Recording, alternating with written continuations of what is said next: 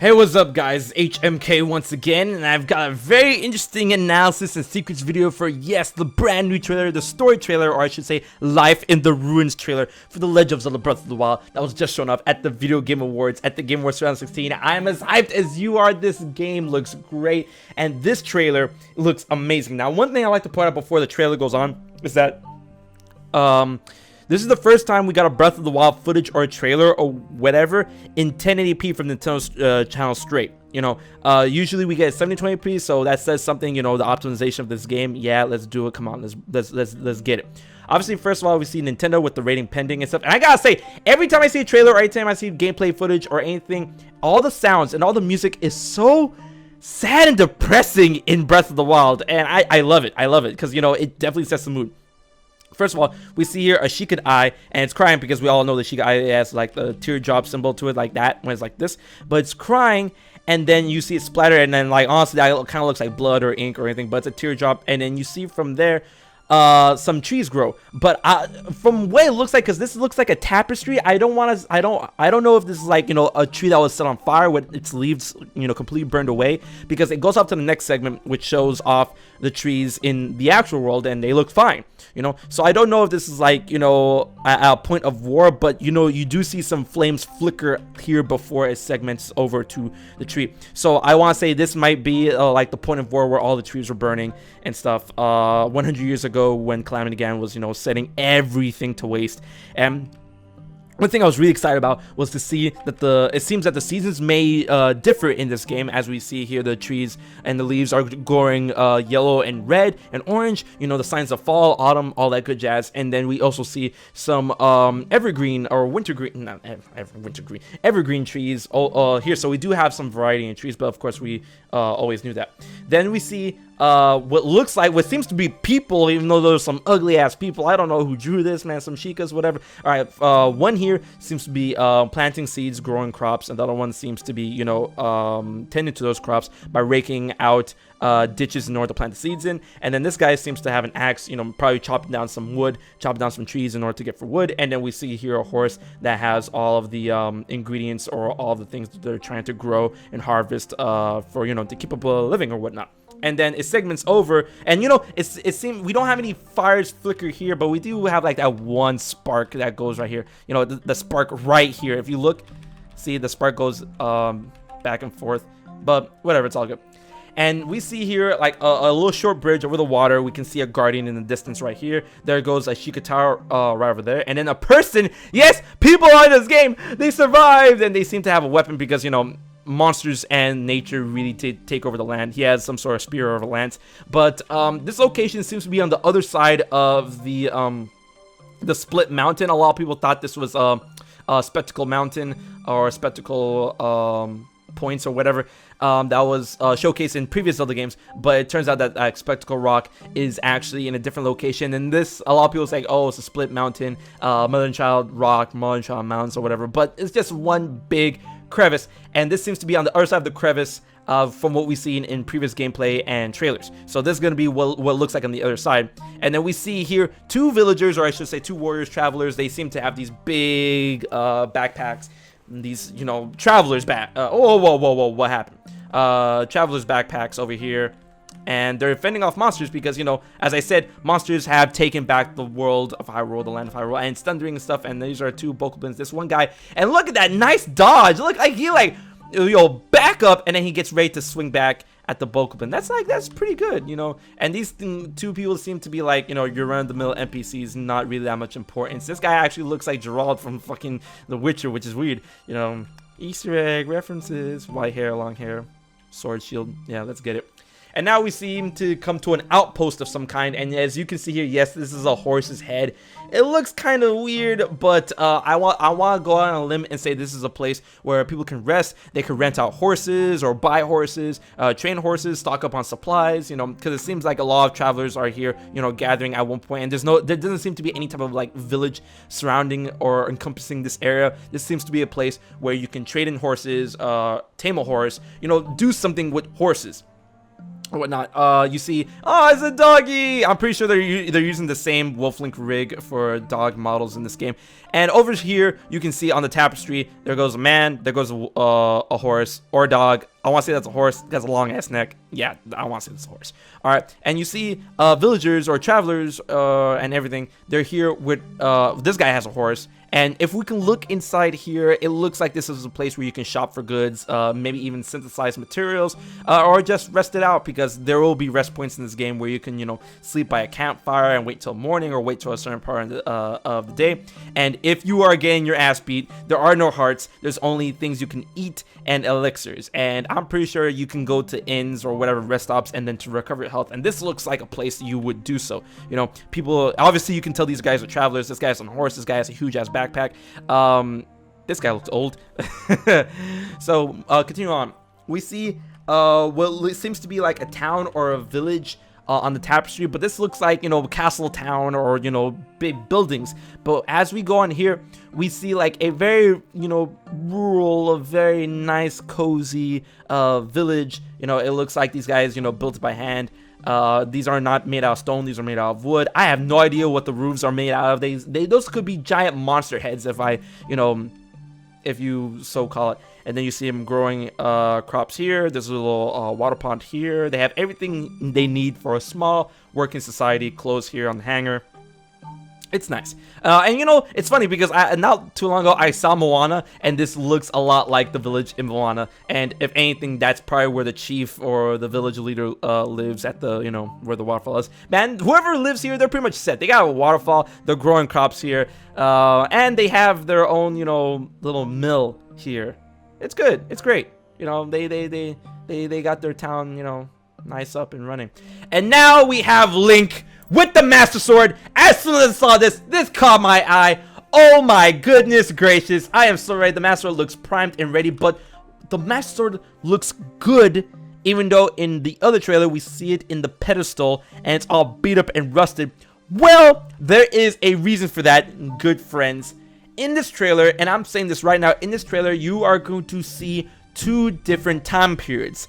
The time period before 100 years before the events of Breath of the Wild, and the time period after the 100 years when you play as Link. And here Link with the Master Sword still intact. This is a moment in time before everything went to shit 100 years prior. How do I know? One, the Master Sword, and two, you can see right here he does not have the Sheikah Slate on his hip. He gets the Sheikah Slate as soon as he wakes up from the Shrine of Resurrection, and he puts on his hip, and I'm pretty sure he's going to have it on his entire adventure whatsoever. He does not have it here. This takes place in the past, ladies and gentlemen. Oh my god, why does this keep happening? But you know, Hyrule still seems intact for the most part.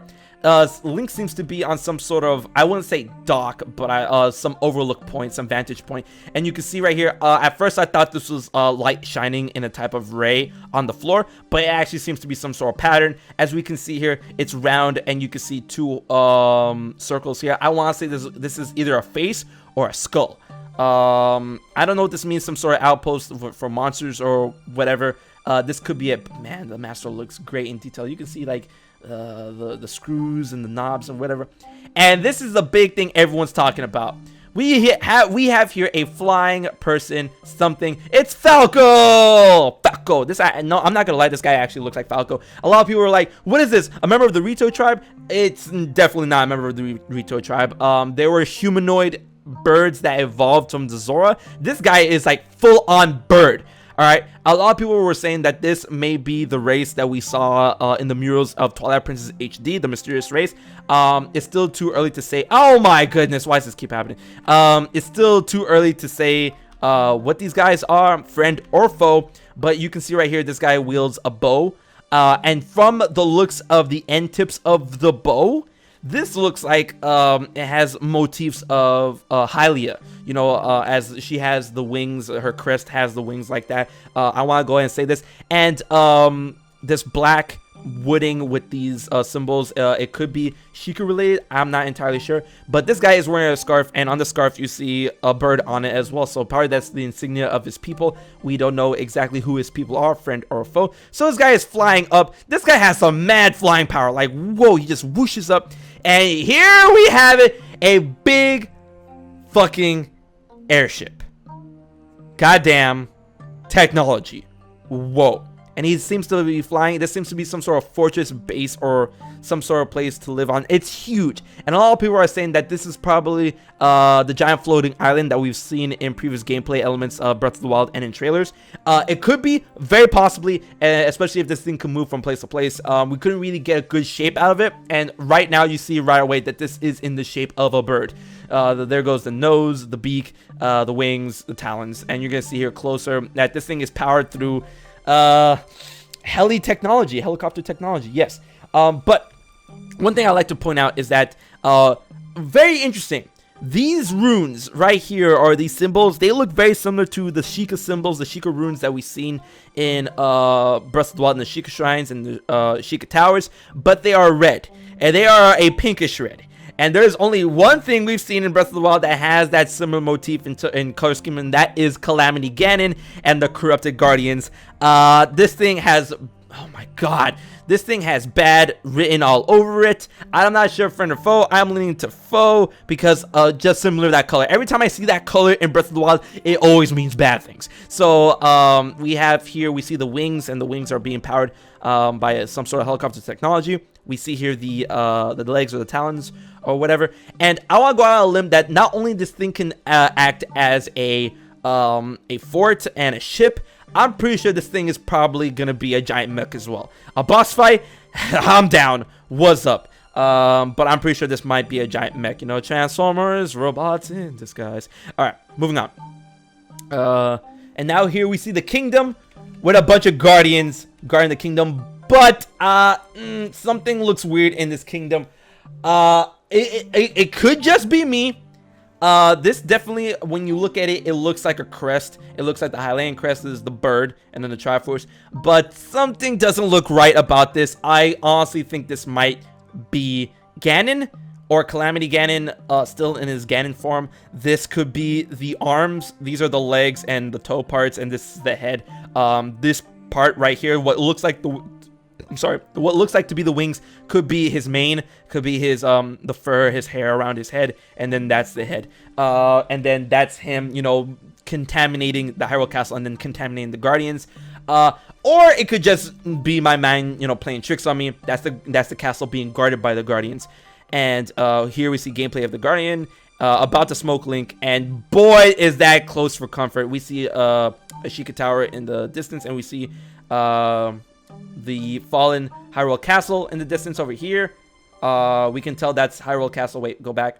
Those are one of the pillars. I want to go ahead and say that is guarding the castle, or keeping the Calamity Ganon in the castle.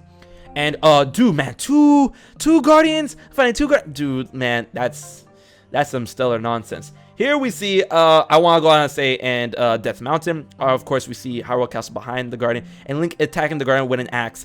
This seems to be the Workhorse axe. That ain't gonna do enough damage to that boy. Yeah, not even staggered. Look at that. This guy is about to try and smoke her shit. And there goes the fallen Hyrule Castle. Calamity Ganon still in it. And here we go. The lady of the hour. Oh boy, I'm gonna go ahead and say Zelda. This has to be Zelda. Zelda, my sweetheart, my love. Please. This has to be Zelda. But it's very interesting of what I want to say. I'm going to say something later on in this trailer, but right here, I think this is Zelda in the present time. And what she's holding is probably a Sheikah slate. It's kind of, oh my god! It's kind of hard to, ooh, no. It's kind of hard to tell what she's holding.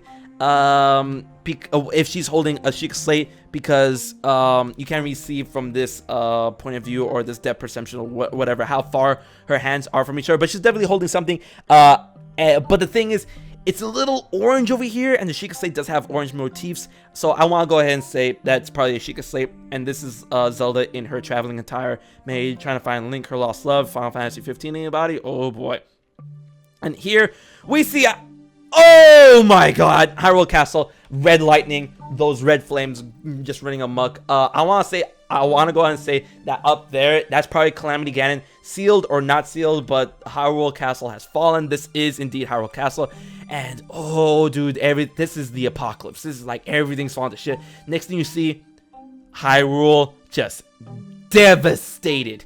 These are what's left. These are probably like Hyrule Castle Town Market. And then we see some red dark goop in the air. This is probably like what those flames like fell on top of and what's left behind. I want to say this might, you know, go ahead and produce monsters, or this is just like like a dead zone. If you touch this, if you step in this, you die automatically. But there's a lot of it. There's some here, all over the place, and it seems that a lot of this where it dropped formed some sort of crystallization and some pillars over here. But man, Hyrule has seen better days, and this seems to be some sort of capital. A lot of people said this might be the water fountain from Twilight Princess. It could be, you know, if this takes place in the child timeline, but I have something to say about this, definitely. But what's something interesting to say is that you can actually see Sheikah Towers in the distance, and I'm pretty sure that this is, you know, some fresh destruction on the part of Hyrule, or it could be Hyrule how it looks like, because, you know, I was gonna say that, you know, after 100 years you would think that the vegetation and the grass would, you know, grow back. But if this is, you know, devastation, corruption, nastiness that Calamity Ganon did, you know, spew out everywhere, then nothing can live through that. Or, I mean, we do see some grass, but I mean, I'm pretty sure it's dead. Dead grass, yeah. But man, this thing is it is devastating. But interesting enough, over here, this kind of caught my eye. If you look here, something is moving. That could be a guardian leg. I'm not entirely sure what that is. It could. I'm pretty sure it could be a guardian leg just moving around, shuffling in the background. I mean, look at that. Actually, that actually is a guardian. Wait, I can see it right now. Yes, you can see the head turning right there. Yeah, that's a guardian. Definitely, that's a moving guardian.